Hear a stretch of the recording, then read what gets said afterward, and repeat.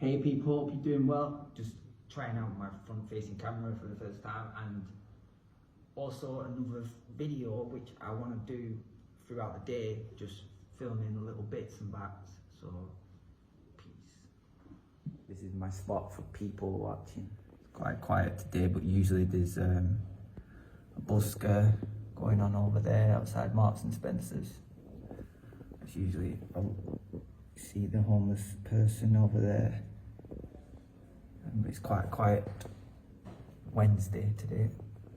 I had to take the How Did It Get Here life book by the Watchtower Society out of the shop to add to my personal collection. I think I'm going to collect the Watchtower books. And this one is out the shop, but it will be in the shop soon, and it's really good. 2084 by John C. Lennox, so it's like 1984, but it's about artificial intelligence and the future of humanity. Really interesting book so far.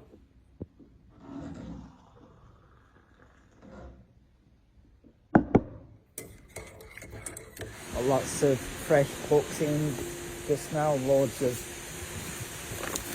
J.R.R. Tolkien, Harry Potter, and different stuff like Egyptian cruise stuff. So going through that at the moment, trying to sort it out in the shop. We'd start another first edition Harry Potter. And another first edition, this is the second first edition of this version, the Deathly Hallows, that I've had in 2 days. These are priced online, sometimes you've got to look. If it's a 2017 version, they're selling online for thousands of pounds. It's hard to tell which ones are which.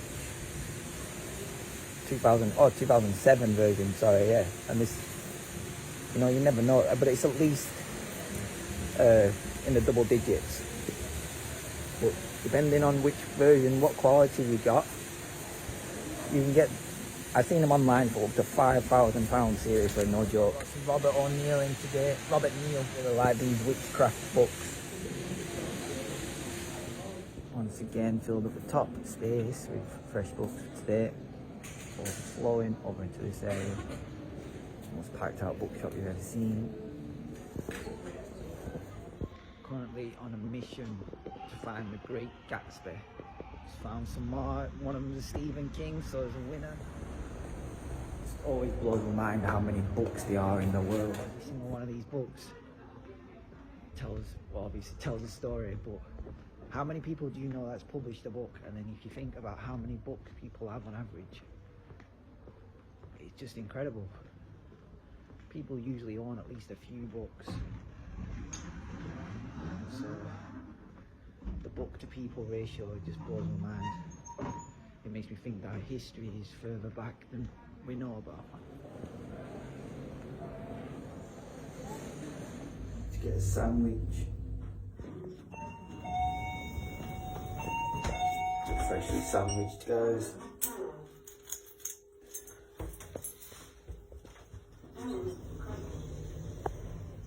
Checking myself out. Outfit's not quite matching today. We seem to have a slight drizzle. I hope the drizzle stays only slight because I've got the Kingdom Hall tonight. That's right. That's right, don't fight, sit tight. I can't believe how early it stopped being light. Check out this awesome book about making and flying kites.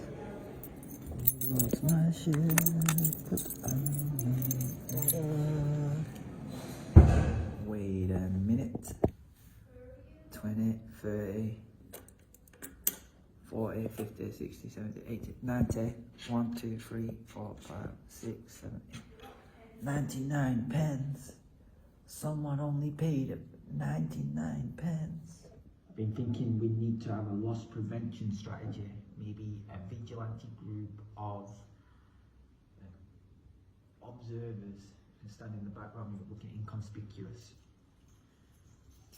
1 pence is 1 pence, but we will check on the footage to see who was short by a penny. And eventually, once we got the AI implemented with the cameras, we'll have the job very much quicker. But think we'll let the 1 pen slide for a little bit. I do get worried that honest customers shouldn't have to bear the burden of the people who are not paying full price.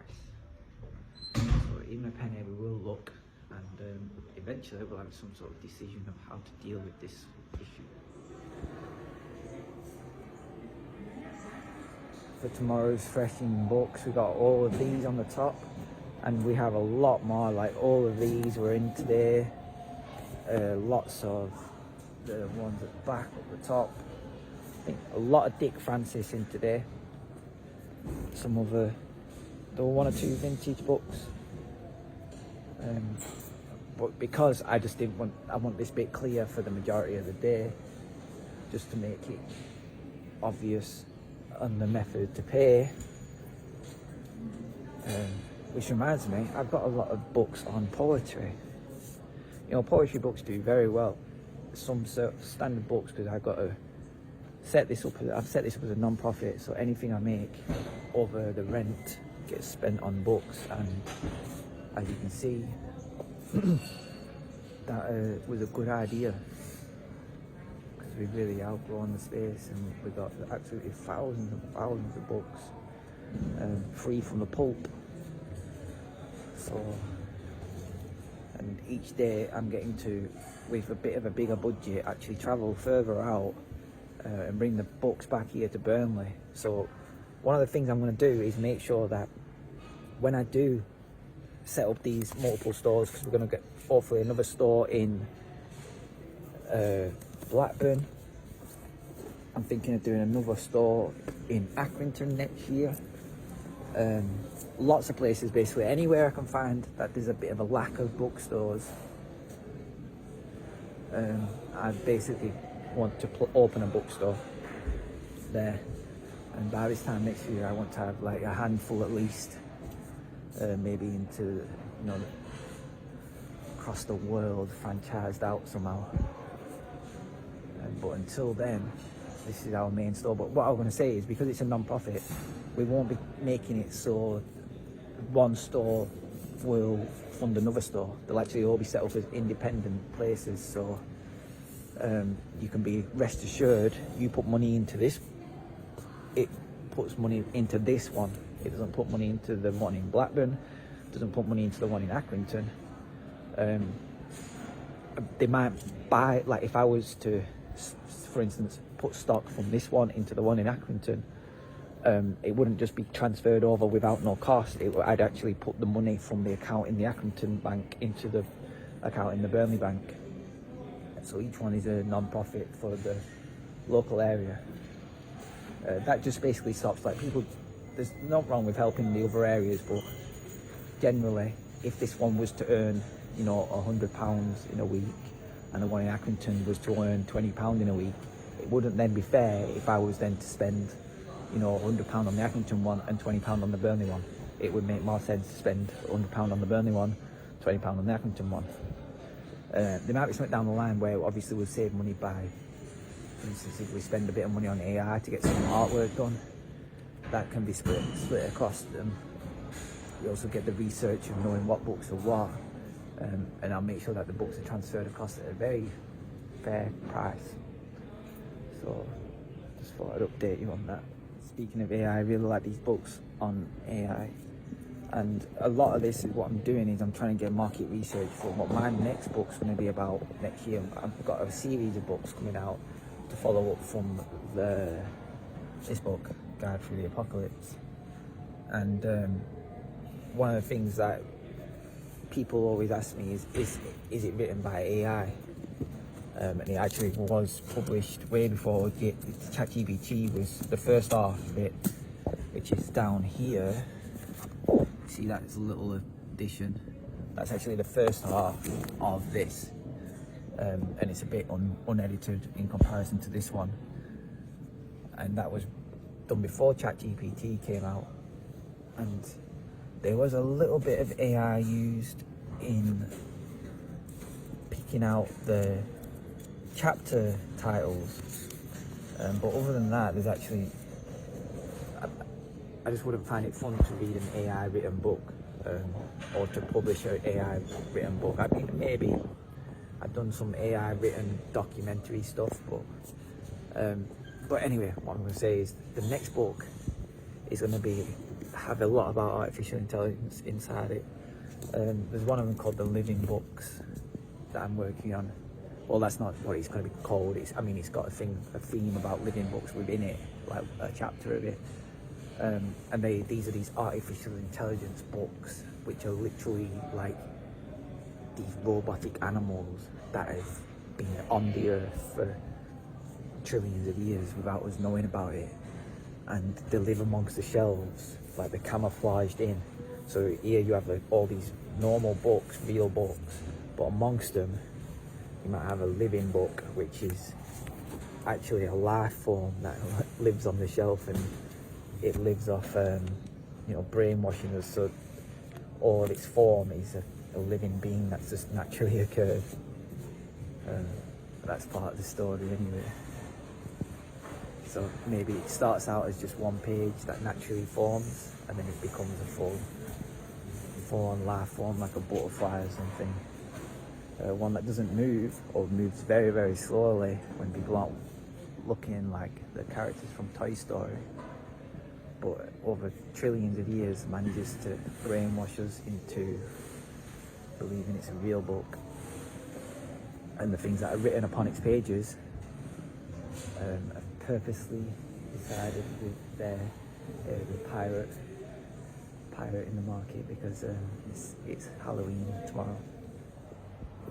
Oh god, I'm gonna need to take the umbrella to the Kingdom Hall. And if it stays this misty style stuff, I might have to take a change of clothes or some waterproofs. It's crazy. In one of the books I just seen, there's a picture of outside the market from like 20 years ago, and there's this, it's been gone for ages, but I remember it, fountain just outside. Already dark, 5 o'clock. It's home time, people. I forgot to scrub at the floor.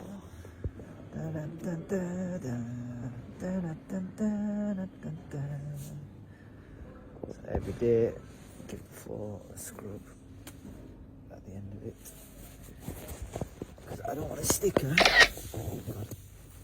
I took a photo, but yeah, I don't want a sticker fading.